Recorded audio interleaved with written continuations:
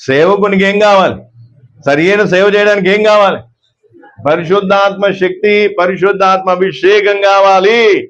ఆ అభిషేకం, ఆ శక్తి కలిగి వారు బూదిగంతముల వరకు పోయి ఏం చేయాలి? అక్కడ సాక్షులుగా ఉండాలి. అవసరమైతే ఆ ప్రాంతంలో ఏం కావాలి? ప్రాణాలు అర్పించేయాలి, రక్తాన్ని చిందించేయాలి. ఇది అసలు శిశులైన సేవ.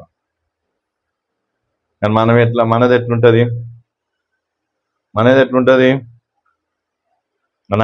ఈ మాట వింటే కొంతమందికి అయితే ఎంత లోపల ఎంత హ్యాపీగా అనిపిస్తుందో. మా పైసలు బచాయించని అలా మీ పాస్టర్కి శక్తి ఉంటే చాలు. శక్తి ఉంటే చాలు. పాస్టర్ శక్తితో ఏం చేస్తాడు? శక్తిని తింటాడు, శక్తిని తాగుతాడు, శక్తిలో ఏం చేస్తాడు? ప్రయాణం చేస్తాడు. శక్తి అనే దాంట్లో ఏం తాళం పెట్టి ఏం చేస్తాడు? తిప్పుకొని పోతాడు. మా పైసలు బచాయించండి, హల్లెలూయా. ఇంకా నయ్యం పాస్టర్ ఏమంటాడు? సేవ పెరుగుతుంది, ఏవి మీ కానుకలేవి తండ్రి అంటాడేమో. ఏడుకెళ్ళి జోబులకెళ్ళి పైసలు తీసి పెట్టాల్సి వస్తుందేమో, ఇవ్వాల్సి వస్తుందేమో అని ఎంత భయపడ్డానో. ఇప్పటిదాకా గుబులు అయ్యింది. ఇప్పుడే కొంచెం నెమ్మదయ్యింది. ఓకే పాస్టర్, నీకు శక్తి కావాలని నాకు అర్థమయ్యింది. Okay, praise the lord. అదేనా?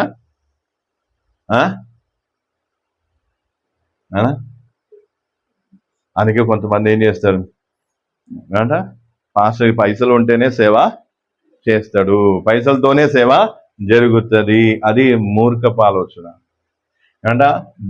దేవుని సేవ ఎప్పుడైనా సరే దేని మీద ఆధారపడి ఉండదు? డబ్బు మీద ఆధారపడి ఉండదు.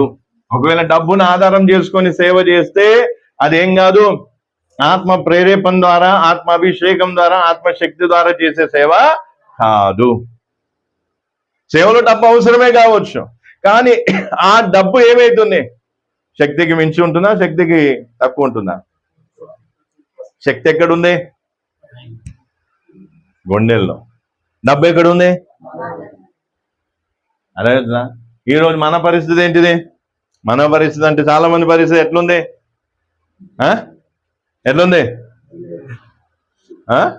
నోట్లు ఎక్కడున్నాయి? అర్థమవుతుందా? మీకు అర్థమవుతలేదా? మంచిగా. అందుకే దేవుడు ఏం చెప్తున్నాడు? అపోస్తులకు ఏం చెప్తున్నాం? బిడ్డ, నువ్వు సేవ చేస్తావు, పైసల గురించి చింతించకు. నీకు సేవ చేయడానికి ఏం కావాలి? ఎక్కడ దాకా పోవాలి? ఈ మూల నుండి ఈ మూల నుండి దిక్కులు తెలుసు కదా, 4 దిక్కులు తెలుసు కదా. ఇప్పుడు ఈ దిక్కు నుంచి ఈ దిక్కు నుంచి ఈ దిక్కుకు పోవాలంటే ఎట్లా పోవాలా? ఫ్రీగా అయితే పోలేరు కదా, ఎగరైతే పోలేరు కదా. అయినా కూడా దేవుడు ఏమంటున్నాడు? బిడ్డ, నువ్వు ఈ మూల నుంచి ఆ మూలకు పోయి సేవ చేస్తావు, కానీ నీకు డబ్బు గురించిన చింత. నీవు ఈ మూల నుంచి ఆ మూలకు పోయి, ఈ మూల నుంచి ఈ మూలకు పోయి, ఈ దిక్కు నుంచి ఈ దిక్కుకు పోయి సేవ చేయడానికి, నా సువార్త ప్రకటించడానికి, సంఘాలను స్థాపించడానికి, నాకు సాక్షిగా ఉండి చివరికి అత సాక్షిగా మారటానికి ఏం కావాలి? నీకు శక్తి చాలు. ఏం కావాలి? శక్తి చాలు. అందుకే ఈరోజు ఏం కావాలంట? అందుకే సపోర్ట్ తీసుకునే వాళ్ళు ఏం చేస్తారు? ఏం పేరు చెప్పి తీసుకుంటారు? మేము సేవకులము, సేవ చేస్తున్నాము కాబట్టి సేవలో చాలా ఆర్థిక ఇబ్బందులు ఉన్నాయి, బాగా ఇబ్బందులు అవుతున్నాయి, కనీసం మా భార్య పిల్లలు కూడా తిండి పెట్టలేకపోతున్నా, కాబట్టి సేవ అక్కడి నుంచి అక్కడికి పోవడానికి ఏం లేదు, వాహనం లేదను, లేదా టికెట్కి డబ్బులు లేవను, ఇది లేదను, అది లేదను, ఏదో వీళ్ళకి చెప్పేసి ఏం చేస్తాం అనా? వాళ్ళ దగ్గర ఏం తీసుకుంటా? రహస్యంగా ఏం తీసుకుంటా?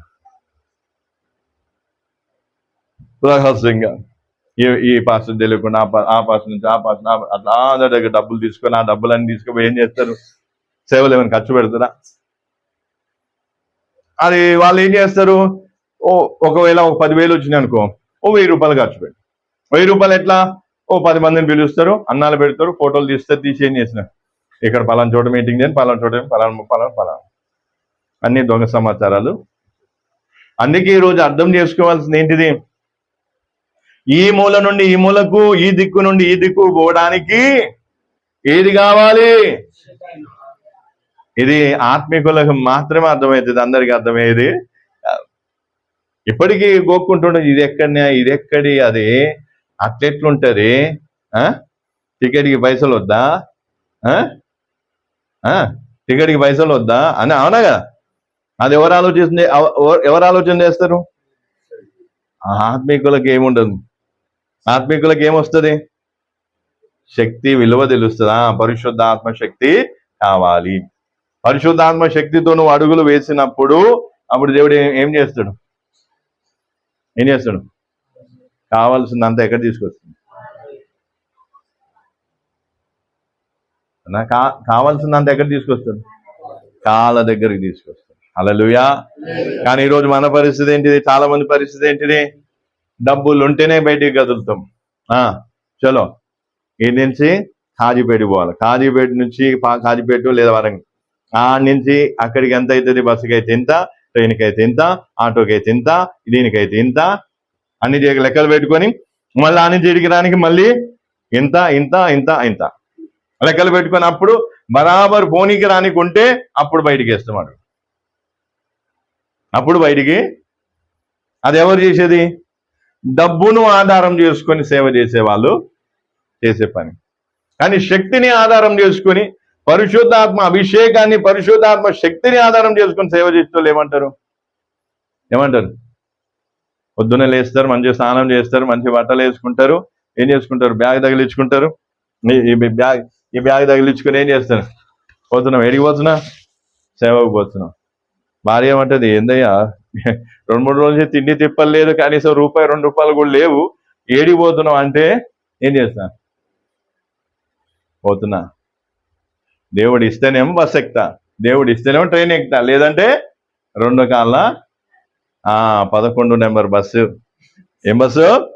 11 నెంబర్ బస్సు ఎక్కిపోతా. హల్లెలూయా. అది సేవ, అది సేవ. మనకెట్లుంటది? లేదు, ఇన్ని నుంచి ఆడిపోని. అందుకే నేను ఈ రోజు వరకు ఎవరిని కూడా లిఫ్ట్, వీళ్ళు ఏం చేస్తారు? ఈ నుంచి అట్లా బయటకు పోతున్నా, ఆ నుంచి బస్ స్టాప్ పోనీ కూడా ఏం కావాలి? లిఫ్టులు కావాలి. లేదా ఎవరైనా తెలిసిన వాళ్ళు ఉంటే వాళ్ళకి ఫోన్ చేసేమంట, గిరిదాకా పోయేద్దాం దా అని పోతారు, లేదా ఏళ్ళకి దింపొద్దు దా అంటారు. అలా పోయేది 2-3 కిలోమీటర్లు, వీళ్ళని ఒక 1/2 కిలోమీటర్ ఉంటుంది, ఆడ దించొద్దు దా. వాళ్ళ ఫోన్లు చేసేసరికి వీళ్ళకి తీసుకొచ్చి, సరే ఏడ దించాలో దా దించుతుందా అంటారు. వీళ్ళు పోతారు. పోయినా ఆడ దిగిన తర్వాత ఆడ కూడా ఏం చేయాలి? టికెట్ కోసం మళ్ళీ లెక్కలు. అర్థమవుతుందా? ఇదంతా కూడా ఏందంట? శక్తి లేని వాళ్ళు చేసే పని. పరిశుద్ధాత్మ శక్తి లేని వాళ్ళు క్యాలిక్యులేటర్ దగ్గర పెట్టుకొని క్యాలిక్యులేషన్ మీద, లెక్కల మీద సేవ చేయటం అనేది ఏం కాదు.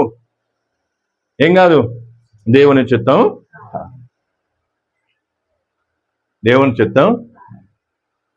అందుకే సేవ విషయంలో ఎప్పుడు కూడా గుర్తుపెట్టుకోవాలి. సేవ ఎప్పుడు కూడా ఏం కావాలి? ఎక్కడి నుంచి ఎక్కడి వరకు జరగాలి? యోదయ, సమరయ, ఏమంట? యెరూషలేము, యోదయ, సమరయ, ఇంకా భూదిగంధముల వరకు. అట్లా మన సేవ కూడా ఎక్కడి వరకే జరగాలి. నేనైతే అనుకున్నా తెలంగాణ, ఆంధ్ర చాలు ప్రభువా, ఇంకా దానికి మించైతే పోలేను, చాలు నాకు అంతే అనుకున్నా. కానీ వాస్తవానికి ఒకవేళ దేవుని చిత్తం అయితే మనం కూడా ఏం కావాలి? ఈ మూల నుంచి ఈ మూల, ఈ మూల నుంచి ఆ మూలకి ఏం కావాలి? పోవాలా వద్దా? దేనికోసం పోవాలి? ప్రాంతాలు చూడటేనే కాదు. అందుకే కొంతమంది ఏం చేస్తారు, కొన్ని ప్రాంతాలు చూసి వావ్ ఎంత బాగుందో అన్నట్టుగా వీళ్ళేంట ఉప్పల వాళ్ళలాగా వీళ్ళు ఇలా చేసి ఇట్లా అనుకుంటే ఇది చూసి వీళ్ళకి ఏం కథ అని. నేను ఎప్పుడూ కూడా సీనియర్ని చూసి ఏం కాదు కాదు. దేవుని సృష్టి సరే కొన్నిసార్లు మనకు ఆహ్లాదంగా అనిపిస్తుంది, కానీ మన గురి ఏది కాదు, సేవకుని గురి ఏది కాదు. అందుకే ఈరోజు అర్థం చేసుకోవాల్సింది ఏంటిది? 3 విషయాలు. 1, సేవ దేని మీద ఆధారపడలేదు? డబ్బు మీద ఆధారపడలేదు. సేవ ఎక్కడెక్కడ చేయాలి? భూదిగంధముల వరకు చేయాలి. ఆ భూదిగంధముల వరకు పోయినప్పుడు ఏం చేయాలి? ఏం కావాలి? సాక్షులుగా ఉండాలి. అవసరమైతే అత సాక్షులుగా మారాలి. ఆ ప్రాంతంలో ఏం చేయాలి? రక్తము చిందించి ప్రాణం పెట్టే అంత ఆ సమర్పణ ఉంటే పోవాలి. ఇప్పుడు నేను హైదరాబాద్ విశాఖపట్నం నుంచి ఇటు వచ్చినాక మళ్ళీ నేను తిరిగి ఇంటికి వెళ్తాం లేదో ఏం కాదు, గ్యారంటీ. ఎందుకంటే అవసరమైతే ఈ గబ్బిలాల పేట కోసం హతసాక్షిగా కావాల్సి వస్తే అయిపోవడానికి సిద్ధంగా ఉండి రావాలి. అర్థమవుతుందా? అందుకే నేను ఎప్పుడు కూడా ఏం చేయను, మళ్ళీ తిరిగి ఇంటికి వెళ్ళిపోయి భార్య పిల్లలతో ఉండే కలలు కనను నేను. ఎందుకు? ఉన్న రోజులు చాలు. దేవుడు ఒకవేళ మళ్ళీ అవకాశం వారితో ఉండే అవకాశం వస్తే వాళ్ళతో ఏం చేస్తాం? ఏమో ఇటు వచ్చినాం, మళ్ళీ తిరిగి పోతామో లేదో గ్యారంటీ, నా శవం కూడా పోతామో లేదో గ్యారంటీ లేదు. ఎందుకంటే ఈ ప్రాంతం కోసం ఒకవేళ అంత సాక్షి కావాల్సి వస్తే, ప్రాణం పెట్టాల్సి వస్తే పెట్టేయాలి. ప్రాణం పెట్టాల్సి వస్తే. మొన్న మామూలుగా మార్నింగ్ ప్రేయర్ అయిపోయినా కొంచెం, ఎందుకంటే నాకు కొంచెం తల ఊపేస్తుంది కాబట్టి పిల్లల్ని స్కూల్కి పంపించడానికి ముందు కొంచెం ఒక 1/2 అవర్ 1 అవర్ అట్లా గంటన్నర పనుకుంటా. కొంచెం ఒరిగేసరికి ఒకటి ఇట్లా స్పిరిట్ పెద్దది ఒకటి ఇట్లా వచ్చింది. వచ్చేమంటుంది, ఇట్లా నేను నరికేస్తాను, ఇట్లా చూపిస్తున్నాను, పెద్ద కళ్ళేసేయండి, ఇట్లా నేను నరికేస్తాను, నేను ఇట్లా చేసేస్తా అని చెప్పి క్లియర్గా నాకు ఇట్లా కనిపిస్తుంది. కళలా కాదు, నిజంగా. నాకు ఇప్పటికీ అర్థమవుతుందా అసలు అది ఎట్లా అది అయిపోయిందో నాకు అర్థం కాదు. ఇప్పటికీ అర్థం కాదు. కళలు అంటే మనకు అర్థమైపోతుంది, సరే కళ వచ్చింది, నిద్ర వచ్చింది, మత్తులో మనకేమవుతుంది ఎంతో కొంత. కానీ అందులో మామూలుగా అది డైరెక్ట్గా నల్లగేది ఇట్లా వచ్చిన తర్వాత ఏమనేది ఇట్లా చూపిస్తున్నాను. ఇట్లా కోపంగా ఎంత పెద్దగా ఉండేమంట ఇట్లా చూపిస్తుంది అంటుంది. ఆయన కూడా వచ్చినా మేం కావాలంటే ఏం చేయొచ్చు? అసలు వాస్తవానికి అయితే రానికి టికెట్ కూడా పైసలు లేవు నా దగ్గర. ఆయన కూడా వచ్చినా, సరే బిడ్డ నువ్వేం చేస్తావో చెయ్యి, నేను చూస్తాను. అయినా కూడా వచ్చిన, ఎందుకు? ఏం కావాలంటే ఏమనొచ్చు, లేవు పైసలు లేవు, ఎందుకంటే దాచుకోవడానికి లేదా క్యాన్సిల్ చేసుకోవడానికి అవకాశం ఉందా లేదా? లేవు, పైసలు లేవు. వస్తా, తర్వాత వస్తా, వచ్చే వారం వస్తా, దేవుడు ఇచ్చినప్పుడు వస్తా అని చెప్పి. ఏమైందమ్మా? జరుపు, లేదంటే మంచిగా బండబెట్టు, వాక్యం విని మంచిగా. ఎందుకు అది తలనొప్పి పెట్టుకుంటావు? వినేదే గంత వాక్యం. మళ్ళీ వీడికి ఎలా ఎత్తుకునుడు చేసు, మంచిగా పండబెట్టి ఇటు విను వాక్యం మంచిగా. రాసులు లేదు, ఏం లేదు. రైట్, మంచిగా అర్థం చేసుకోండి. ఇంకా కావాలంటే ఏం చేయొచ్చు? ఆగిపోవడానికి అవకాశం ఉందా లేదా? లేవు పైసలు. అయినా కూడా నేను అనొచ్చు, పైసలు లేవు అని నేనేం కావచ్చు? నేను అన్నా, సరే లేకపోయినా పర్లేదు, షరతుకైనా నేనేం చేస్తాను, నువ్వు ఇట్లా చూపిస్తావా? నేను అన్నా, చూపి. ఇప్పుడు నువ్వేం చూపిస్తావు? ఎవరిని తీసుకొచ్చి చేపిస్తావో, నువ్వు ఏం చేపిస్తావో, తలని నరికిస్తావో, కాళ్ళని నరికిస్తావో చేపి, నేను చూస్తా అని చెప్పి నేను ఆడి నుంచి వచ్చిన. అర్థమవుతుందా? అది ఏంటంటే ఛాలెంజింగ్గా సేవ చెయ్యాలి, ఛాలెంజింగ్గా చేయాలి సేవ. ఇటు వచ్చినామంటే ఇది ఒక ఛాలెంజ్, ఇది ఒక పోరాటం. ఈడ పోరాటం జయించిన తర్వాత మళ్ళీ ఇంటికి పోవాలి. మళ్ళీ ఇంటికి పోయినా కొంతకాలం విరామం తీసుకున్నా మళ్ళీ ఎక్కడికైనా పోతే అక్కడ ఏం కావాలి? పోరాటం ఉంటుంది. అక్కడ ఏముంటుంది? పోరాటం. కాబట్టి ఇక్కడ నేను ఏం చేయడానికి, ఉండి తిని తాగిపోవడానికి రాలేదు. ఏం చేయడానికి వచ్చినా? పోరాటం చేయడానికి వచ్చిన. ఏం చేయడానికి? ఎవరితో? ఇట్లా చూపించినంతో. నన్ను చెప్తుండే నేను మంచిగా ఉన్నా, మామూలుగా అట్లా ఒరిగేసరికి ఇట్లా చూపిస్తున్నాను. నేను అన్నా, సరే నువ్వు ఇట్లా చూపిస్తున్నావు కదా, నేను వస్తాను.